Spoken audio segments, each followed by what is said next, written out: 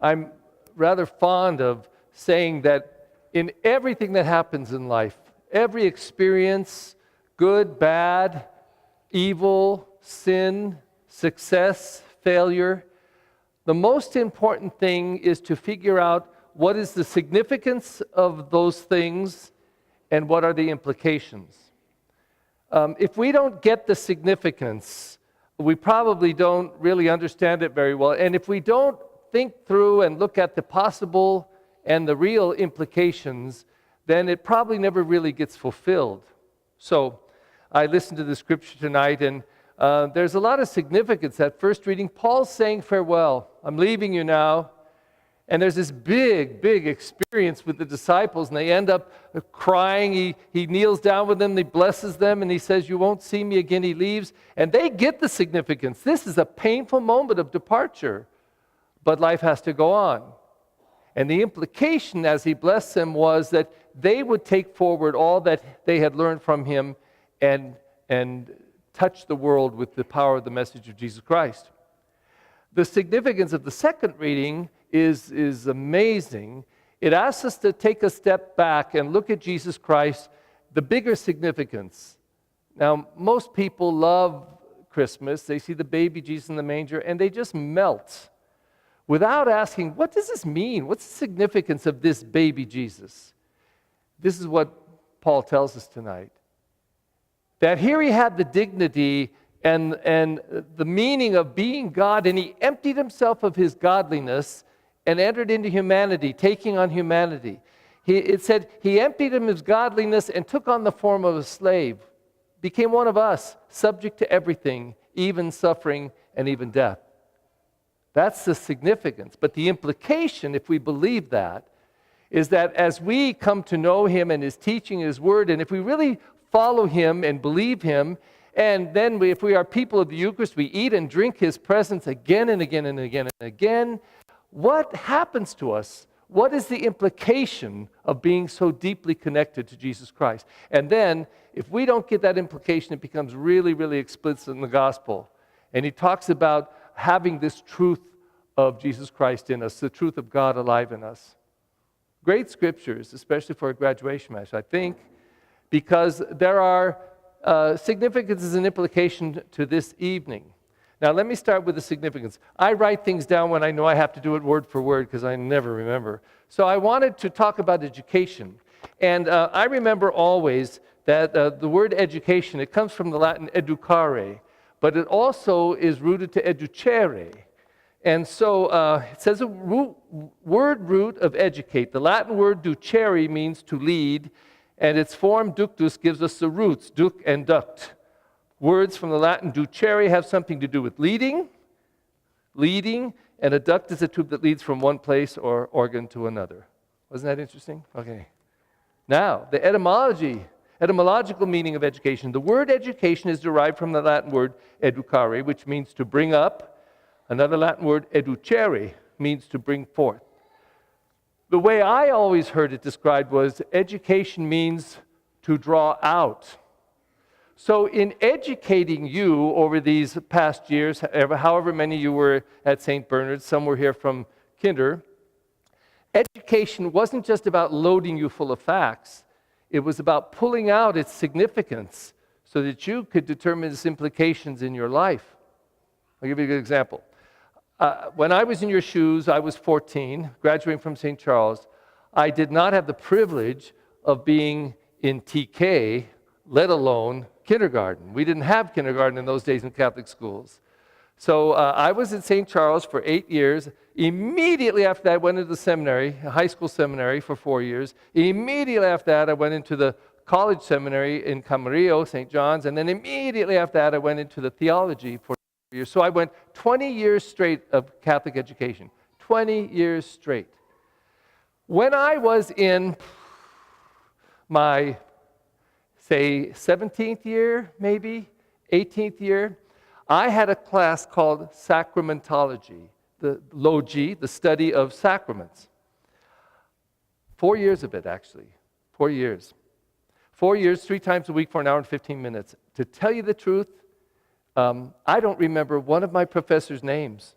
I mean, I remember the names of my professors, but I don't remember which ones taught that class because it was totally, totally boring to me.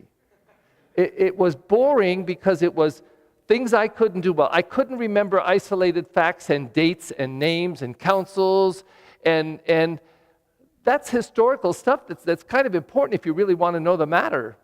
So I don't know how I got through it, but it's embarrassing to say I don't even remember one of my professors' names. However, I had another class called homiletics, which was the study of how to give a homily. 3 times a week, an hour and 15 minutes. And I had to get up and do this to my class. I had to prepare a homily and preach it to them and then let them criticize me. Wow, that was fun. Plus, the professor filmed it.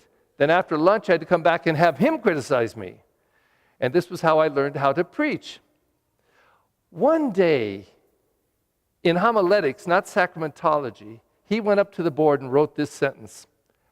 Now, this is a case of Perry Leiker remembering maybe 20, 30 isolated moments in a classroom that changed my life, and here was one of them.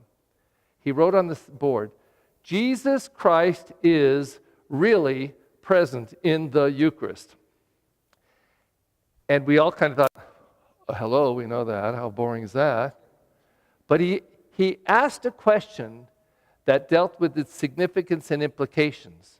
He said, what word in that sentence, in your opinion, is the word that caused the biggest fuss and problem between the Protestant church that was emerging from Martin Luther King and Martin Luther and the Catholics? What was the one word? Jesus Christ is really present in the Eucharist. I'll let the graduates. Anyone want to guess what the word was that he wondered what bothered Catholics and Protestants the most? Okay. Yes. Present? Really. Those were the 2 words. But we all said, really. And he said, you're right. But he said, if we had explored together the question of presence, we probably wouldn't have split so far apart. That captivated me. That couldn't have been more than 3 minutes. That changed my life. I don't remember any of my classes of sacramentology. I remember a couple little items, but this one challenged me and changed my whole theology of understanding the presence, the real presence of Jesus Christ in Eucharist and all the sacraments, and just his presence in our lives. Changed my life. And it would prove to be probably the most important theological thing that has meant anything to me in my whole priesthood and my life as a Christian. Educare. This professor, in one sentence, in a period of 3 minutes, reached into me unbeknownst to him. In fact, years later, about 2 years before he died, I wrote him a 2-page letter thanking him. I didn't get a response. He probably said, Perry Leiker, what the heck is this letter? But I had to tell him before he died, I was so touched by what he gave to me, and I don't think he even knew it. I know he didn't know it. But he educated me. He led me out to understand something so powerful that changed my life. So, part of tonight, the significance is for you to think back over your years here. What has been your educare moments? Where have you been drawn out, where you've come to know something, maybe know yourself, know life better? And every moment has it to offer, good and bad, sinful, failure, success, all of them. That's why on one level, I don't ever get too excited about when things go right or wrong. If they go terribly right or wrong, that's another thing. But there's something even in those things to teach us. I mean, what are the significance of World War I, World War II?